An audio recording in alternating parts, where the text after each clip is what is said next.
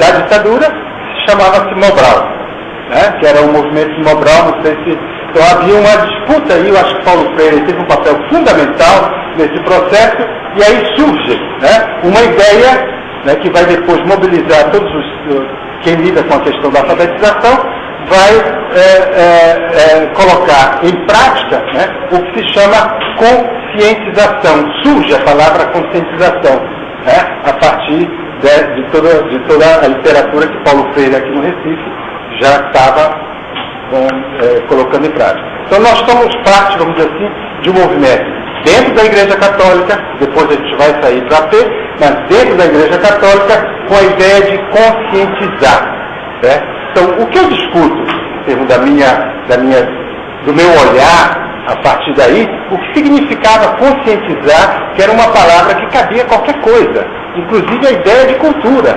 Ideia de cultura estava a ideia da conscientização, né? E a ideia de conscientização, ela se colocava, inclusive, em alguns momentos, de igualdade com o que a professora falou, foi a ideia de um movimento cultural chinês, com os maoístas, que também eram colegas nossos ali, que percebiam também a ideia de conscientização, a grande conscientização, que deveria ser através da alfabetização de adultos, mas que deveria ser também, de uma certa forma, uma revolução cultural. Como entender conscientização, revolução cultural e a ideia de cultura? Para nós, estudantes, naquela ocasião, a ideia de cultura era uma outra divagação que podia ser qualquer coisa. E quando nós falarmos cultura brasileira, não existia. Quer dizer, não tínhamos muita discussão. Havíamos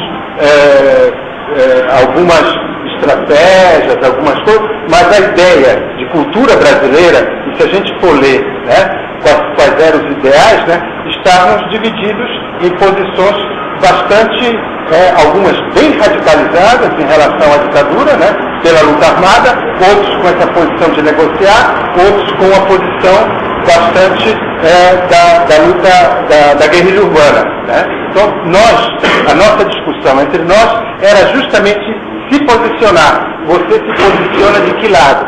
Onde é que você está? E nós tínhamos as várias discussões que nós, naqueles momentos, nós nos colocávamos. Né? 72 é um ano importante. Quer dizer, 72, o 68 foi o AI-5, que era que isso realmente mexeu, mas 69 teve o 477, que para nós estudantes era uma das questões difíceis, que a gente não podia ser enquadrado no 477, senão a gente perdia qualquer possibilidade de se formar, a gente era expulso realmente da universidade, né? E 72 mede-se, eu acho que é o ponto mais duro, e vocês imaginam, numa cidade pequena, tendo o glorioso, né, 11º RI, do batalhão 11RI, né, nós estudantes fomos colocados assim em prova, né, nós tivemos que sair da universidade, tivemos uma série de interrogatórios, né, todos nós do movimento tivemos que colocar, dar um jeito de sair, né, alguns colegas nossos foram para o Chile, e aí foi um momento, quer dizer, com a vitória de Allende no Chile, foi um olhar para nós que era possível ainda nós conseguirmos alguma coisa. Veja o Chile, né? Nós podemos conseguir, né, o socialismo ou a implantação de uma sociedade que a gente... Bom, eu tive que me esconder, né, durante um período muito grande, e fui me esconder nas comunidades indígenas lá no Amazonas. Que foi o único lugar.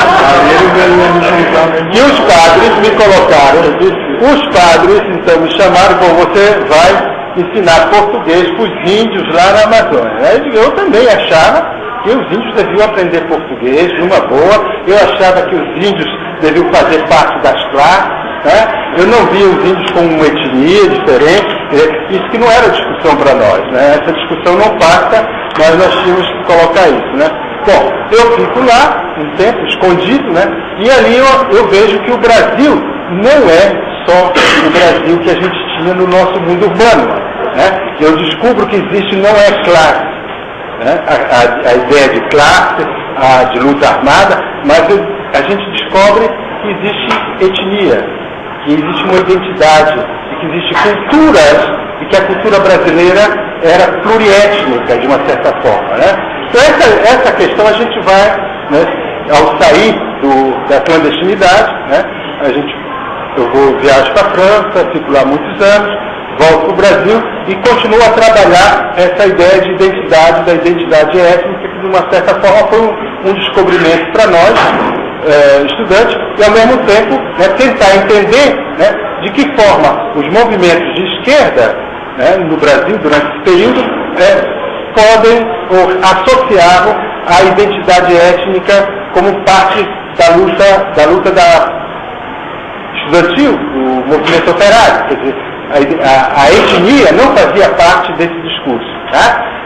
Então nós vamos ter no Brasil, até 1978, né, os índios completamente escondidos. Quer dizer, ninguém fala dos índios. No entanto, no Brasil já tem, né, uma série de organizações indígenas iniciadas, em 1973, 74, 75, uma série de assembleias indígenas discutindo questões, né, sobre a sua própria identidade. Mas só que os índios, na Constituição brasileira, estavam considerados, no Código Civil Penal, considerados como menores de idade que precisam ser tutelados. Então essa era a realidade, quer dizer, os índios estavam baixo a uma tutela do Estado, né? E essa tutela era igual no Código Civil brasileiro a mulher casada e o doente mental. Quer dizer, no Código Civil brasileiro é exatamente isso. Os índios, as mulheres casadas, por isso que a luta das mulheres é muito importante nesse sentido, né? E os doentes que estão, né, que eram alienados. Né? Então essa questão da etnicidade, da cultura, ela não passa no movimento. Quer dizer, a nossa esquerda, ela não percebe os índios nem como aliados. Eles não veem os índios. Os índios talvez faziam parte do LUMP, né? Seriam outro partido, né? Porque não se consideraram. Então, 78, nós vamos ter um ano-chave, que é um ano onde um índio começa a andar pelo país. E esse índio chama-se Juruna. Não sei se vocês ouviram falar. Então Juruna, o seu gravador, vai andando, né? E ele resolve então se candidatar 2 anos depois para deputado. Né? E ele não é que ele vai se candidatar para deputado no Mato Grosso, onde ele nasceu, mas Darcy Ribeiro, na época, era do PDT, Brizola do PDT, e Juruna sai como deputado federal em 1981, né? Pelo PDT. Né? Então nós vamos ter aí a figura, a ideia de índio, né? Brasil como tendo índios, muitas pessoas vão descobrir os índios naquele momento, né? E vai se colocar de uma maneira assim bastante, em alguns casos, muito irônica. Se vocês olharem, por exemplo, a coleção do Pasquim durante esse período, né? Quem pega o Pasquim e olha esse período de 72 até 81, que é o período onde mais ou menos o Juruna está. Juruna é um personagem também importante do Pasquim. Né? Então várias situações, né, vão se colocar de maneira assim, bastante interessante, que o movimento estudantil, o movimento nosso de esquerda, vai ter que lidar com essa questão da etnia. E não é uma coisa assim fácil até hoje. Né? Como é que no nosso país nós somos uma nação, né? Essa nação tem outras nações, até hoje ainda é problemático, né? E eu estou, né, nos anos 70 e até agora, né, trabalhando, militando, né, com os índios, né, nessa questão. Então minha reflexão ela é muito nessa direção de embates políticos e discussões a respeito da situação das populações indígenas no Brasil, que eram completamente minoritárias e que eram completamente invisíveis, e tornar visível essa população. Então nós vamos ter 78 como um ano importante. Por quê? Porque 78 começa uma discussão na Amazônia da troca da dívida externa brasileira com madeira, não sei se vocês lembram, com madeira da Amazônia. Quer dizer, devia-se cortar a madeira da Amazônia, era uma proposta da ditadura para diminuir ou pagar a dívida externa com a madeira. Nesse momento os índios aparecem. Não que eles aparecem como uma etnia, como eles aparecem como aliados, mas eles aparecem como sendo ainda protegidos, né, de uma certa forma, porque eles estavam nessa floresta. Né? Então e nós vamos ter de 1978 até a Constituição de 1988, portanto 10 anos, essa presença indígena, né, e essa discussão sobre a nossa identidade étnica, né, colocadas não só no movimento estudantil, como eu falei, mas também colocadas de uma maneira bastante forte pelo próprio movimento indígena, né, que é baixo a tutela e nós somos uma identidade. E o Brasil deveria se declarar um país pluriétnico, né, como se declarou com a Constituição, a partir do artigo 231, que reconhece a identidade indígena como fazendo parte do Estado brasileiro. Né?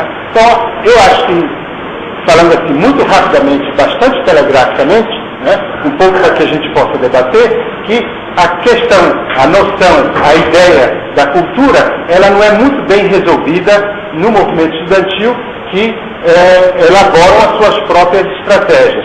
E a outra discussão, também das nossas esquerdas durante esse período, que é a discussão sobre a identidade étnica, que tem sérias dificuldades de compreensão por parte da esquerda em relação às populações indígenas. Eu não vou mais me delongar, mas eu acho que por aí a gente já tem alguma coisa que a gente pode debater, né, nesses minutos que nos restam. Eu queria agradecer aos expositores, né, na apresentação de hoje, que foi extremamente rica, né, esses olhares sobre essa realidade que ainda está presente, quer queira, quer não, entre nós hoje.